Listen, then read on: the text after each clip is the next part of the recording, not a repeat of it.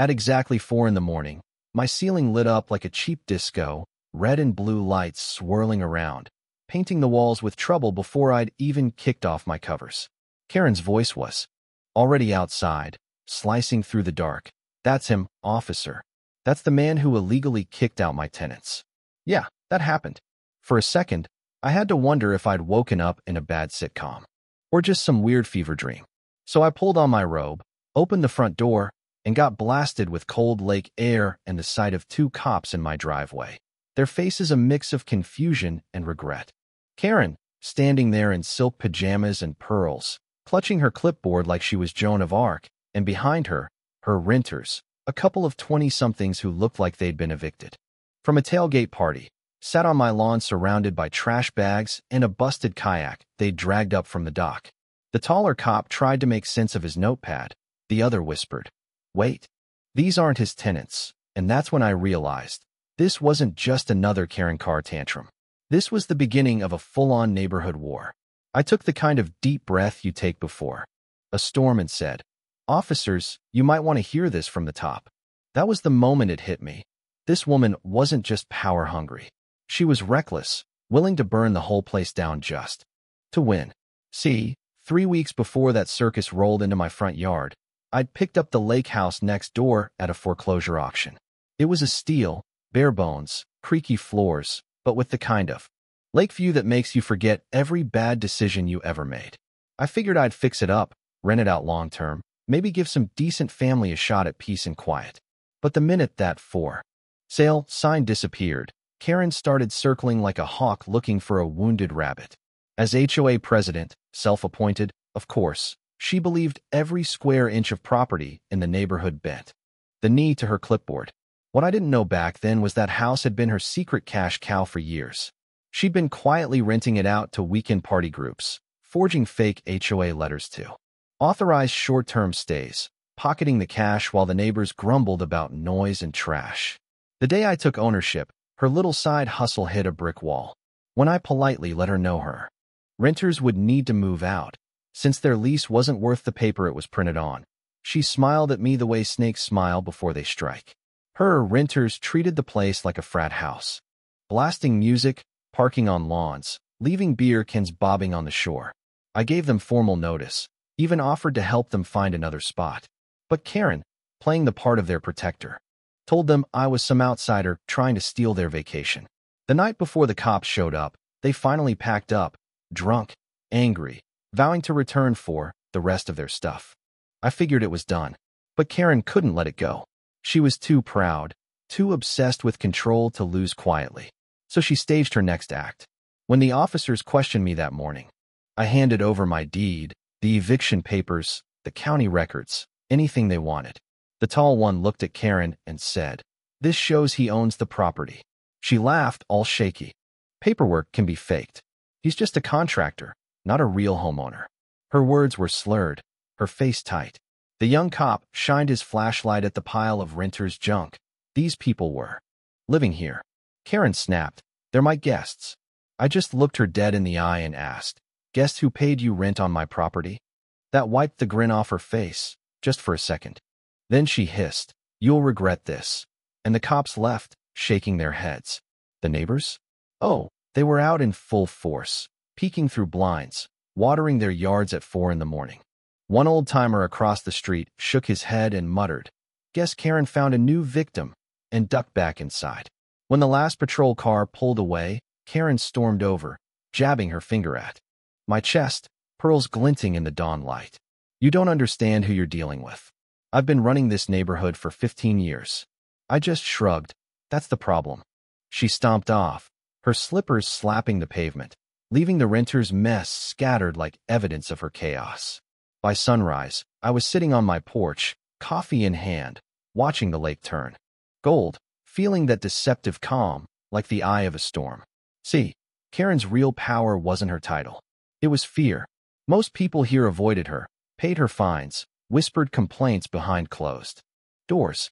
But I'd spent 20 years in logistics management. I lived by documentation and strategy. She fought with gossip. I fought with paper trails. And now, I started one, logging every text, every fake notice, every HOA memo she sent. That afternoon, she called a surprise HOA meeting without telling me. I only found out when a neighbor slipped me a note. She was trying to vote me out of the association, which made no sense. You can't vote someone off their own property. But logic had never been Karen's weapon of choice. At the meeting, she told everyone I was running illegal evictions and disturbing the peace. I wasn't there to defend myself, but that didn't matter. Every wild accusation she made on the record just dug her own hole deeper. In HOA terms, that's called perjury, pastel style. By nightfall, she'd fired off an email blast titled Community Alert, accusing me of trespassing and CCing the entire board, plus the local sheriff's department. I read it twice and just grinned. She'd just handed me a loaded gun by putting her lies in writing. The neighborhood went quiet again, but I knew wars don't start with violence, they start with pride. Karen didn't realize it yet, but her 4 a.m. stunt hadn't just woken me up. It had woken up something in me that loved a good, fair fight. You picked the wrong neighbor, Karen, I whispered, walking back inside to print emails, file timestamps, and build my first folder labeled proof. The deeper I dug into HOA bylaws and county records, the weirder it got. Karen's name was everywhere: inspection logs, fines, memos, HOA signatures. She fined people for everything from mailbox colors to unlicensed lawnmowers, but her own driveway looked like a used car lot. Her renters turned every weekend into a music festival. Any real complaint somehow vanished before it hit the board. She'd built a little dictatorship wrapped in pastel stationery. Talking to neighbors opened my eyes even wider. Gary, retired firefighter down the block, told me she fined him $200 for parking his RV in his driveway, then turned around and rented her place too. College kids all summer. No one does anything, he grumbled, because she's the one writing the tickets. Every time someone crossed her, a violation notice would land on their door, paint shades too bright, fences too tall, whatever she could find. It was like a game, and she always dealt herself a winning hand. I almost admired the efficiency, almost. She had the HOA board signing blank approval forms, forging their signatures later if needed, waving a rubber stamp like a royal seal. She rented out houses that weren't hers, using the HOA's name to justify it. Fraud. Plain and simple. And what made her so confident? Easy. Bullies thrive when no one has the patience to fight back. So I attended the next HOA meeting in person. Felt like walking into a courtroom where the judge, jury, and executioner all wore pearls. Karen ran the show in her sweet, syrupy voice. "We have a few matters of concern tonight," she said, eyes on me. I let her play her part. She rattled off community issues, then casually dropped. "We've had complaints about unauthorized evictions." The room went quiet. I raised my hand, said the eviction was legal, my property. "You're new here, you probably don't understand our community processes." "I understand property law," I said. That irritated flicker in her eyes told me everything. Afterward, Ellis, a board member, quietly told me, "She's been doing this for years. The county doesn't know half the properties she's managing." That night, I pulled public records, cross-referenced rental listings, and found out she was managing at least 4 houses that weren't hers, collecting rent, using fake titles. She was betting everyone else was too lazy to check the fine print. Unfortunately for her, fine print was my specialty. Karen tried switching gears after that, playing nice. She dropped by, overly friendly, suggesting, "If you let me handle the tenants next time, I could ensure compliance." I nearly laughed. "You mean your tenants?" I asked. Her face turned to stone. "This community runs on cooperation." "I already learned," I said, and that ended her friendliness campaign. One afternoon, I watched her try to write up a teenager for skateboarding too fast, clipboard in hand, shouting, "Speed limits 10 miles per hour." The kid yelled, "I'm going 8," and zoomed off. The absurdity almost made me laugh out loud, but it was a reminder. When people start losing control, they grab tighter. Then, one morning, an anonymous envelope showed up in my mailbox. Inside were emails between Karen and a rental site manager, her pretending to be community property liaison, authorizing short-term rentals under the HOA name. Someone inside had leaked it, maybe Ellis, maybe another neighbor tired of the circus. Now, I had real proof she was profiting off fake leases. At the next emergency HOA meeting, she tried to accuse me of unpermitted construction. But this time I was ready. I pulled out a copy of her fake email and slid it across the table. Maybe you should clarify your role as property liaison, I said. The board leaned in. Karen stammered. That's a misunderstanding. Internal documents. But the tension broke. Whispers, frowns, doubt. I didn't push. I'm sure the county will understand, I said, then left it at that. That night, I realized the real trick to fighting someone like Karen wasn't out yelling her. It was letting the truth speak for itself, one folder, one document at a time. The next morning, a big envelope landed. On my porch, urgent HOA notice, it said. Inside was a violation letter for unauthorized tenant removal and endangerment of community stability, signed by a supposed HOA attorney named Harold Pierce. Only problem, Harold Pierce didn't exist. Karen had invented a lawyer to scare me. It was bold, desperate, and laughable. I scanned the document, added it to my file, and knew I needed to stop reacting, start setting traps. Ellis met me by the lake, nervous as a cat. She told the board you forged those emails. They're starting to doubt her, but she's creating fake lawyers now.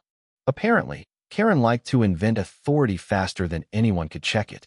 Time for me to fight with patience. I called my old college buddy Mark, now a real estate lawyer. Explained the basics. Left out names. That's fraud, he said. Collect evidence, file a quiet complaint, let her dig her own grave. I decided to let her keep digging. Then, one Thursday, new tenants showed up at my next-door house. Confused, lease in hand, signed by Karen. She'd rented out my property again, after I'd evicted the last group. That was it. I called the sheriff, filed a complaint, handed over every document. The sheriff handled it fast. By sunset, the new renters were gone, realizing they'd been scammed. That evening, Karen showed up at my gate, binder in hand, yelling, "You made a big mistake." I just smiled. "Then you won't mind explaining it to the county." She stared, mouth open, realizing I'd escalated this far beyond HOA politics. For the first time, she looked scared, not angry. 2 days later, she sent me a $1,000 fine for violating Clause B. There is no Clause B, but this time, she used the HOA letterhead, her digital signature, clear as day. Forgery on an official doc. I scanned, saved, and quietly forwarded it to the county housing office. By the end of the week, the sheriff called. Her renters had signed fake leases. Paid her directly. "Looks like your HOA queen's crown is slipping," the deputy chuckled. The irony was thick. The same woman who fined others for leaving out their trash cans was about to be exposed for running a rental scam. But Karen wasn't done yet. She showed up one more time with 2 board members in tow, yelling, "You've gone too far. You're harassing me." I invited them up, handed each a folder with copies of everything. Fake leases, legal letters, county correspondence. "I'm not undermining the HOA," I said. "I'm protecting it." One board member stared. "Karen, what is this?" She stammered, then stormed off, but the damage was done. That evening, I stood by the lake as the sun dropped behind the hills. For years, Karen had ruled by fear. But all it took was one person reading the fine print. Power built on intimidation vanishes when you hold up a mirror. The neighborhood started to whisper, board members began to doubt, and the county started snooping around her finances. The next week, the HOA called a meeting.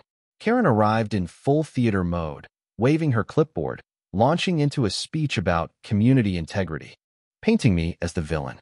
I let her rant, then quietly walked to the front, folder in hand. "I think you forgot to include these," I said, opening the folder. Fake leases, forged signatures, missing funds.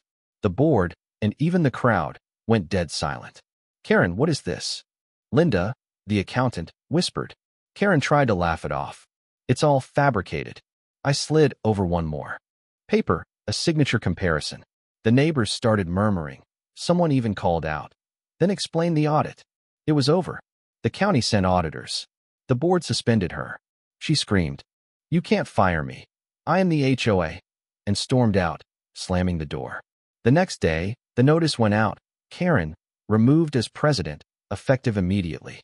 I found her by the lake, staring into the water. She looked broken, her identity built on control now crumbling. You think you're a hero, she said, voice cracking. I just told her. You did that yourself. She drove away. And for the first time, I felt something close to pity.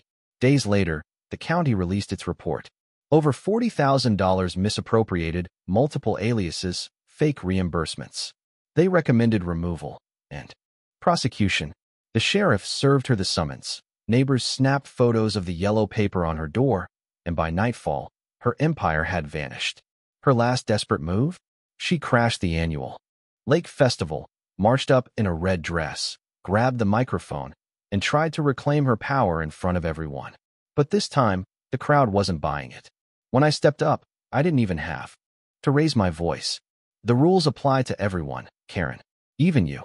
The neighbors clapped, not for me, but for themselves, finally free. She tried appeals, filed complaints, left anonymous notes, blaming me for her downfall. But it was just noise, her shadow slowly fading from the place she'd once ruled. The bank foreclosed on her house.